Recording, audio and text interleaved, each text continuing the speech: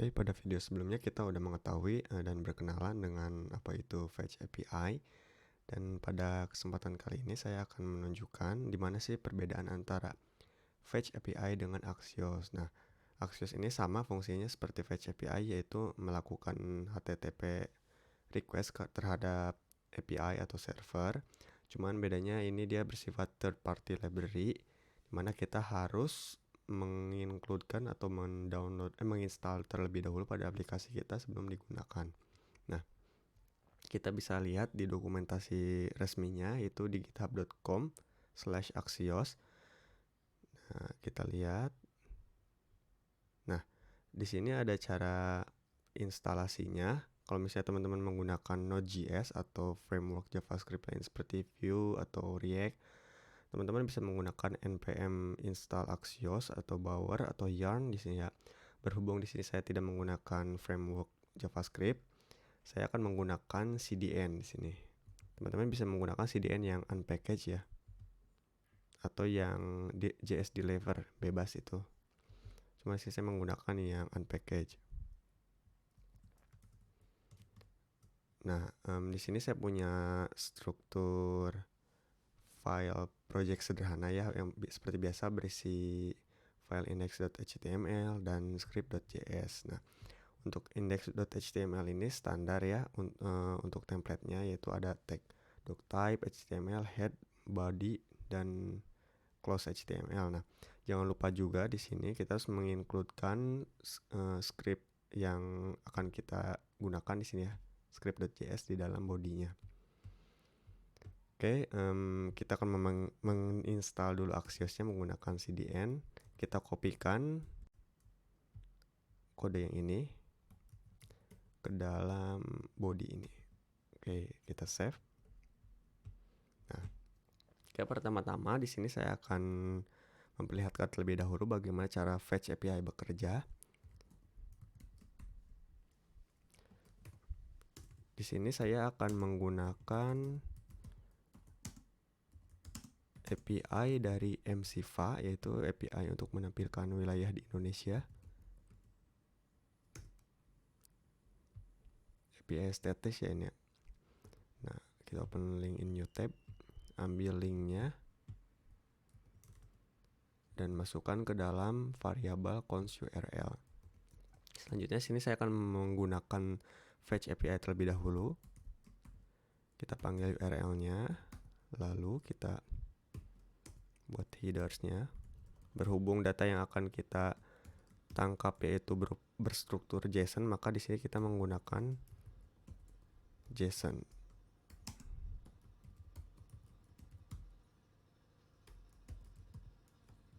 Application JSON, oke. Nah, sekarang saya akan mencoba mengoutputkan atau mengeluarkan apa sih yang di fetch atau yang didapatkan dari URL MCVA ini menggunakan Fetch API bawaan JavaScript. Bukan catch ya, di sini then promise ya. Then responnya apa? Lalu console.log res, seperti itu. Nah, kita akan lihat hasilnya seperti apa. Nah, dia akan mengembalikan respons.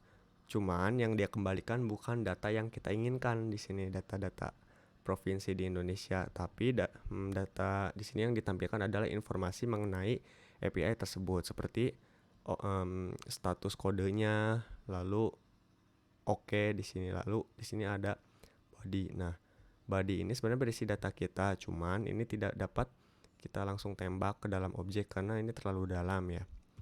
Nah, ini untuk Fetch API. Oke, untuk selanjutnya di sini saya akan melakukan pemanggilan API menggunakan Axios. Nah, sebenarnya Axios ini sama aja kayak Fetch API.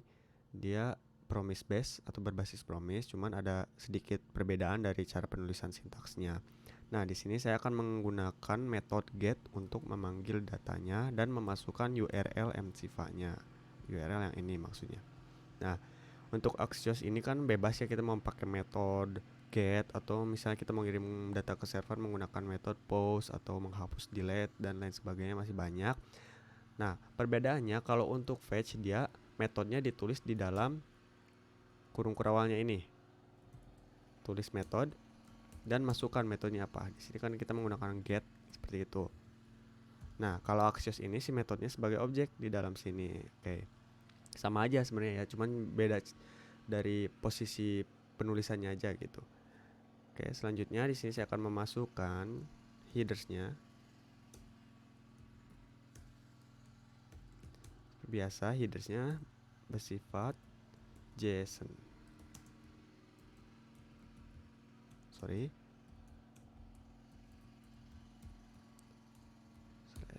JSON.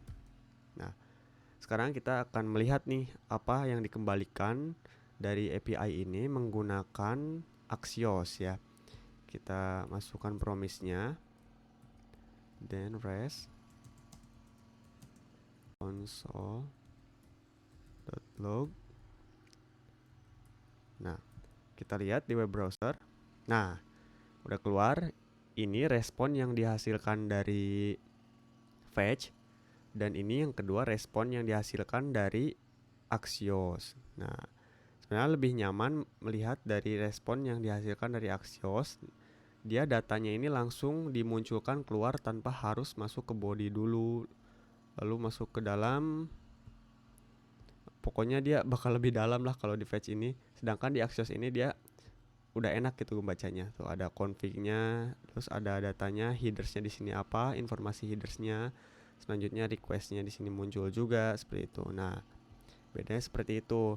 Nah, gimana caranya si respon dari fetch ini bisa seenak dibaca si Axios? Kita harus melakukan konversi ke dalam JSON seperti pada video sebelumnya. Sini saya akan menunjukkannya lagi. Kita bisa memasukkan perintah res, ambil objek res ini ke dalam JSON. Lalu selanjutnya kita keluarkan hasil dari konversi JSON tadi.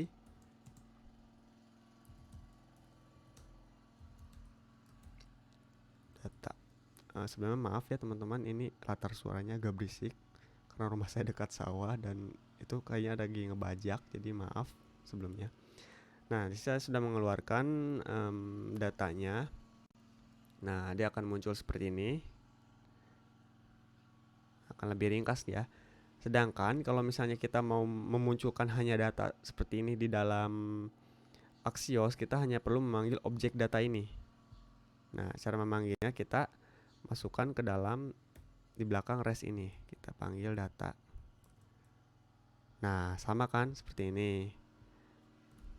Jadi sebenarnya ini nggak ada kelebihan kekurangan sih, jadi tergantung kenyamanan aja teman-teman. Lebih nyaman menggunakan cara penulisan yang sama, yang mana gitu ya, antara fetch atau Axios. Nah, sekarang di sini saya akan sengaja menyalahkan URL, misal URL-nya typo atau data yang ditemukan tidak ada gitu ya. Misalkan di sini saya random aja. Nah, seperti ini.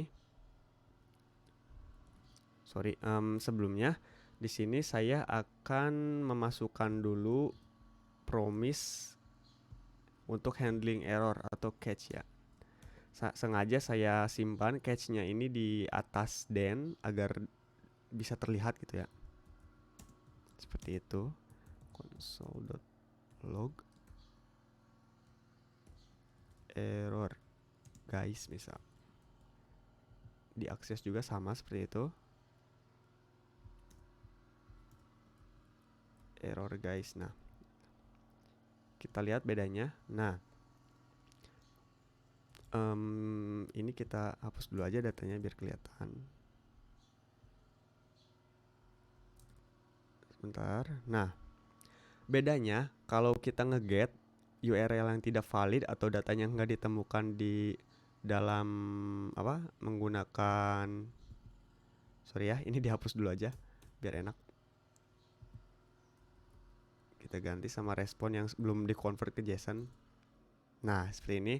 Jadi bedanya kalau dari fetch API itu dia walaupun metodenya tidak valid atau gagal gitu ya, URL-nya tidak ditemukan, dia tetap akan mengembalikan respon seperti itu.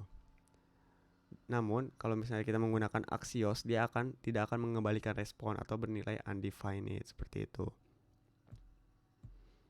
Nah, itu perbedaan antara Axios dan Fetch API seperti itu ya.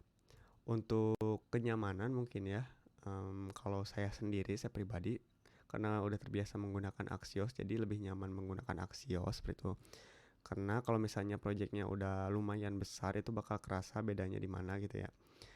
Dan mungkin untuk video selanjutnya saya akan membuat aplikasi full stack sederhana agar kita bisa mengetahui lebih dalam nih si Axios ini berperan dalam memudahkannya itu bakal kerasa di mananya gitu seperti itu. Nah, jadi sini saya dapat menyimpulkan nggak ada yang lebih baik atau nggak ada yang lebih buruk. Ini tergantung kenyamanan masing-masing. Masing-masing cara memiliki kelebihan dan kekurangannya. Teman-teman terserah, tinggal memutuskan aja mau menggunakan yang fetch atau yang axios.get. Menurut saya dua-duanya ini cara yang baik juga ya. Oke, mungkin cukup sekian video yang dapat saya sampaikan. Mohon maaf apabila banyak kekurangan. Dan kalau misalnya teman-teman suka sama video ini, teman-teman boleh klik like dan klik subscribe di channel ini. Thank you. Happy coding dan good luck.